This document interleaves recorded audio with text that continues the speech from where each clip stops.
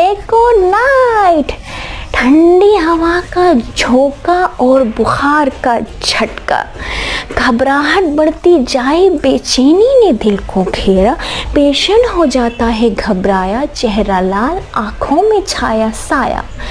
Skin सूखी जाए, बदन तपता जाए। पेशेंट को बार बार प्यास लगे और ठंडा पानी ही भाए।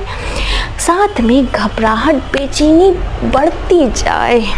तो वायरल फीवर की शुरुआती स्टेज में एकोनाइट ही सबसे आगे आए। जी हाँ, एकोनाइट में आप स्टार्टिंग में वायरल फीवर में जब ठंडी हवा का झोंका लग जाए, पेशेंट बहुत ज़्यादा घबराया, परेशान, चेहरा लाल और ठंडे पानी की इसको बार बार प्यास लगे, स्किन भी सूख जाए, तो बेचैनी टाइप की घबराहट बहुत ज़्यादा रहती है एकोनाइट वाले पेशेंट को और हवा के झोंके से उसको प्रॉब्लम लगे। तो वायरल फीवर को बाय